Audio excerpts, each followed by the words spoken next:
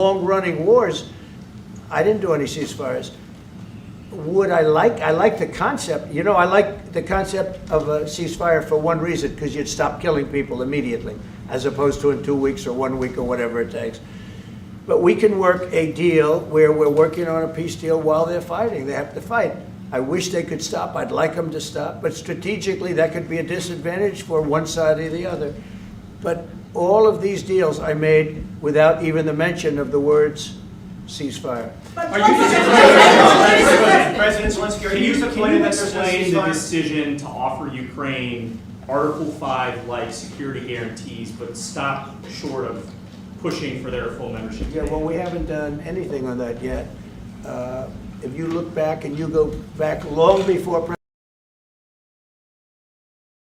President Putin, it was always a statement that they would never allow Ukraine into NATO. So that was a statement that was made, but we haven't discussed any of that yet. We're going to be discussing it today, but we will give them very good protection, very good security. That's part of it. And the people that are waiting for us, they are, I think they're very like-minded. They want to help out also. Thank you, President. Thank you, President. To this war effort in Ukraine. Biden. At best, it is a stalemate, and the killing continues. So, President Trump, how much more is the United States willing to give Ukraine? And President Zelensky, how much more do you want? Well, I'll start off just by saying we're not giving anything now. We're selling weapons. This is something before, I guess the number is well over $300 billion. That was under Joe Biden, a corrupt politician, not a smart man. Never was. By the way, go back 40 years. He was not a smart man 40 years ago either. But now he's in particular bad. This was done by a corrupt administration that shouldn't have been in. And frankly, if the right results of the election were given, if I were president, this war would have never taken place. And he would have been very happy, because he would have liked to have seen. I mean, they went through hell. He went through hell. This war would have never happened. And the people that were killed, couple of million people, a lot of people with soldiers and everything else, and the people that have been displaced and forced into other areas and other countries because of what's happened, none of that would have happened. And I'm just saying that he was a horrible president, whether it was the borders or this. He was just a horrible, corrupt president. Mr. President, you want to I can. Thanks so much. So first of all, we have possibility now to buy weapons from the United States. We are thankful for this program and this opportunity. We are thankful for Europe. They pay for this. And through NATO program, for example, Pearl and etc., we have some programs where we can have some money to finance this. And this is a part, I think, it's not a part for the war and to defend us. It also will be a part for security guarantees, to strengthen our army, to rearm Ukrainian army. This is very, very important. And it depends how much money we need to rearm. For example, the question of air defense, we spoke about it with President Trump, and I'm happy that we have now bilateral decisions and we work on it with production, American production. Nobody in Europe has so many air defense like Patriots, for example. We need it very much, and this is also about defending. I think the good news, we make the best military equipment in the world by far. You mentioned the Patriots. How good are they? Systems. We have systems, they're literally 100% foolproof. And it's really like shooting two bullets, two bullets hitting each other in the air in a space like this. The chance is 100%. It's 99 to 100%. So we sell the equipment to NATO. And NATO does what, I don't know what the arrangement is that you have with, but I know that they want you to have the equipment. And we're getting the best equipment in the world, but they pay us for the equipment. Under Biden, it was just crazy what was going on. I believe the number is over 300. I think it could be $350 billion worth of equipment and money and everything else. And we've made more progress in settling this war in the last 2 months than they made in 4 years. This should have been settled a long time ago, but it should have never happened. Yeah, please. Real quickly, you pushed out on social media. Brian, go first. You pushed out on social media about doing away with mail-in ballots and potentially electronic voting machines. Can you expand on that and how important that is? Well, that's a very off-topic, just really quickly. Mail-in ballots are corrupt. Mail-in ballots, you can never have a real democracy with mail-in ballots.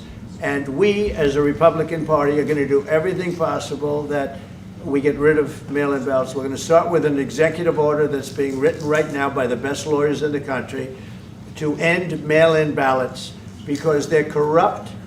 And you know that we're the only country in the world, I believe, I may be wrong, but just about the only country in the world that uses them because of what's happened. Massive fraud all over the place. The other thing we want change are the machines. For all of the money they spend, it's approximately 10 times more expensive than paper ballots. And paper ballots are very sophisticated with the watermark paper and everything else. We would get secure elections. We'd get much faster results. The machines, I mean, they say we're going to have the results in 2 weeks. With paper ballots, you have the results that night. Most people, but most people, many countries use paper ballots. It's the most secure form. So between paper ballots, very, very important, paper ballots, and I think maybe even more important, the mail-in voting. We're going to end mail-in voting. It's a fraud. If you have mail-in vote, even Jimmy Carter with this commission, they set it up. He said the one thing about mail-in voting, you will never have an honest election if you have mail-in. And it's time that the Republicans get tough and stop it because the Democrats want it. It's the only way they can get elected. Because with men and women's sports and with transgender for everybody and open borders and all of the horrible things, and now the new thing is they love crime. They're fighting me on the fact that I've made Washington, D.C. safe. We're not going to get mugged, beaten up, or killed like all the people you've been watching get so badly hurt. I'm glad, I hate to take your time with this, but I'm glad you asked me that question. Sorry. We're going to stop mail-in ballots because it's corrupt. You know, when you go to a voting booth and you do it the right way and you go to a state that runs it properly, you go in, they even ask me, they asked me for my license plate, for identity. I said, I don't know if I have it. They said, sir, you have to have it. I was very impressed, actually. But it's very hard to cheat with mail-in voting. As you know what happens in California, it's so corrupt, where some people get 5, 6, 7 ballots delivered to them. Now, we got to stop mail-in voting, and the Republicans have to lead the charge. The Democrats want it because they have horrible policy. If you have mail-in voting, you're not going to have many Democrats get elected. That's bigger than anything having to do with redistricting, believe me. And the Republicans have to get smart. We're not going to have a country. I said for a long time at rallies, you need borders and you need free and fair elections. Those two things, otherwise you don't have. We have strong borders now. In 90 days, Mr. President, we didn't have 0 in 3 months. Not one person came in illegally into our country. In fact, even I find that hard to believe, but it's run by a little bit of a liberal group that put out the numbers, so I guess it's, but 0, 0, and 0. You go back a year ago, 2 years ago, 3, millions of people poured into our country. It was terrible. Thank you very much. President Zelensky, what security guarantees do you need from President Trump to be able to make a deal? Is it American troops, intelligence, equipment? What is it? Everything. And really, it includes 2 parts. First, strong Ukrainian army.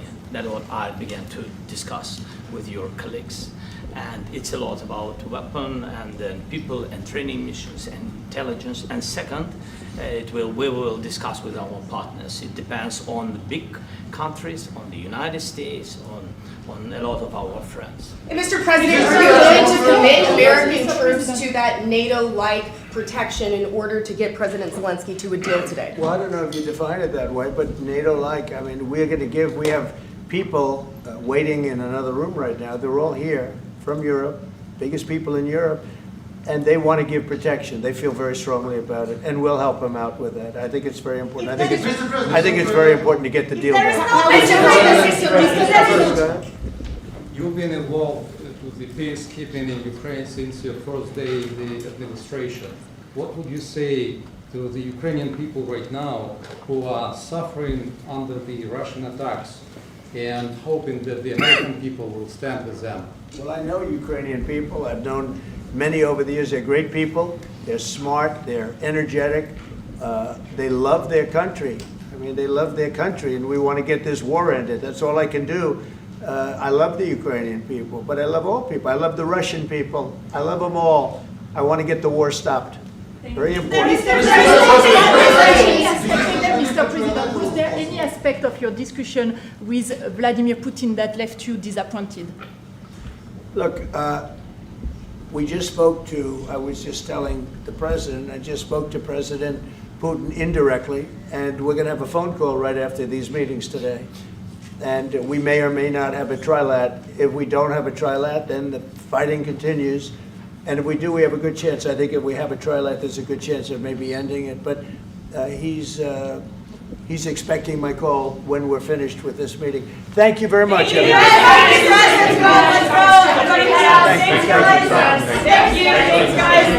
Let's go right on that way.